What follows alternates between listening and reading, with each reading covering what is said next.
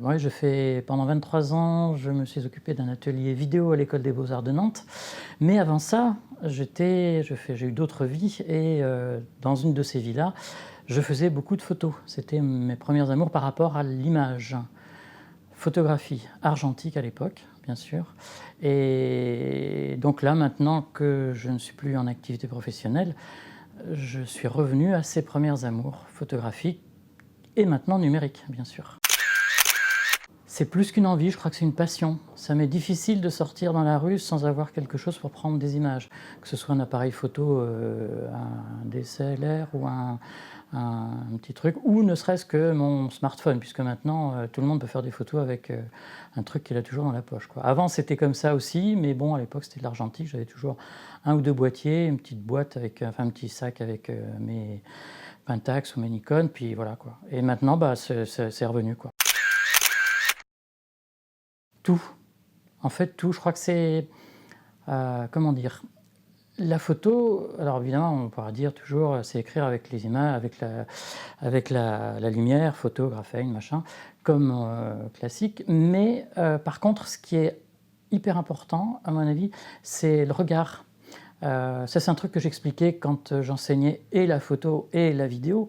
Je demandais aux gens à qui je devais transmettre quelque chose, qu'est-ce qu'il faut pour faire la vidéo, qu'est-ce qu'il faut pour faire une photo. Tout le monde me disait un appareil photo ou une caméra. Oui, mais... Alors je disais, oui, mais ça suffit pas.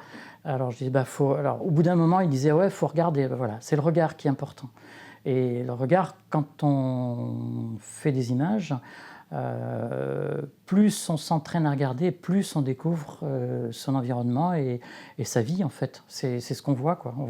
On voit toute une sorte de choses que tout le monde ne voit pas, mais c'est pas qu'ils peuvent pas, c'est parce que c'est un espèce d'exercice qu'il faudrait faire presque tous les jours. Voilà, là je suis en train de préparer une exposition qui aura lieu tout le mois de novembre, qui s'intitule Yémen 1981 et qui se déroulera au Louvre. Louvre, ça s'écrit L-O-O. Et c'est situé au 22 rue Baron, qui est une rue perpendiculaire à la rue des Olivettes à Nantes, bien sûr. Ce seront des images faites au Yémen en 1980, comme le titre le laisse supposer, et qui sont des images qui ont été faites au cours d'un voyage d'1 an que j'ai fait donc de novembre 1980 à octobre 1981. Donc ça fait bientôt une quarantaine d'années.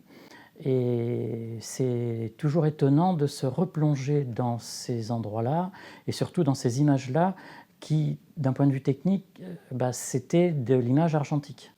Donc je replongeais dans mes négatifs, dans mes diapositives et dans les tirages que je faisais à l'époque. Puisqu'à l'époque, une des premières choses que je faisais quand je déménageais, c'était d'installer mon labo photo.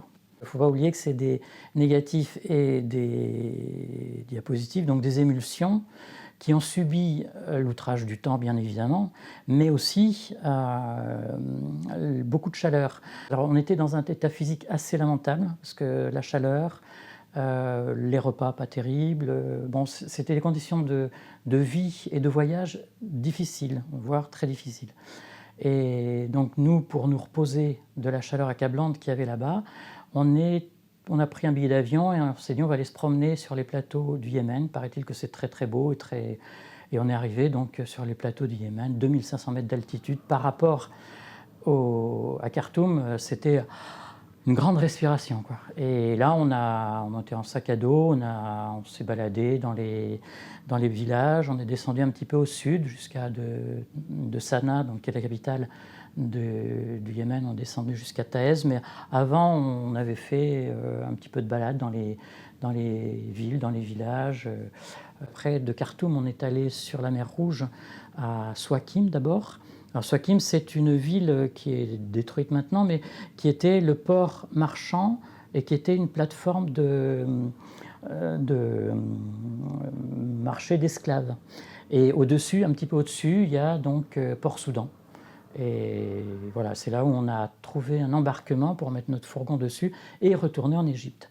Et donc, Les pellicules, puisque je vais commencer par là, les pellicules, les émulsions que j'ai retrouvées et avec lesquelles j'ai travaillé ont souffert toute cette chaleur-là, toute cette période-là, parce qu'il n'était pas question, je ne voulais pas surtout les envoyer par avion en Europe, puisqu'à l'époque, il y avait des portiques qui étaient meurtriers pour les pellicules et qui faisaient que les pellicules étaient un peu massacrées quand elles arrivaient, parce qu'il n'y avait pas la protection qu'il fallait pour les faire passer à la douane. Souvenir de jeunesse, ouais, nostalgie d'un temps révolu, et puis surtout le regret que ces endroits-là soient massacrés et peut-être n'existent plus. Enfin, moi j'ai dans l'image, enfin dans l'esprit, une image que j'avais faite, une photo que j'avais faite d'une façade de Sanaa, et un autre retour, l'un des premiers films qu'on a revu en revenant en France, c'est Les Mille et une nuits de Pasolini. Et un des premiers plans de ce film, c'est justement cette façade que j'avais photographiée. Et ça m'avait fait un choc, je me dis: «Ah tiens!» et si ça se trouve, elle n'existe plus cette façade. Et c'est quand même dommage, je me dis que si on peut si on peut sensibiliser, je ne sais pas qui, mais un petit peu des gens au fait que le Yémen est en train d'être détruit, parce qu'on n'en parle pas de cette guerre-là. En ce moment, on n'en parle absolument pas, c'est le silence complet. Alors là, bon, je ne veux pas m'engager dans ce terrain-là, mais c'est vrai que enfin voilà, c'est un peu mon grand regret, quoi. C'est un pays où j'ai vu plein de choses sympas, j'ai vécu des choses très, très agréables avec les gens, c'était beau, c'était magnifique, c'était le pays de la reine de Saba, il y a eu des écrits sur ce pays qui sont absolument magnifiques. Enfin, et ben non, c'est en train d'être détruit. Le Loup, donc c'est aussi une librairie gourmande. On y mange bien, c'est un endroit sympa où on peut passer un moment à bouquiner, écrire, faire d'autres choses qu'on veut faire comme ça, comme si on était un peu à la maison. Et ils ont une façon de cuisiner qui est bio au maximum.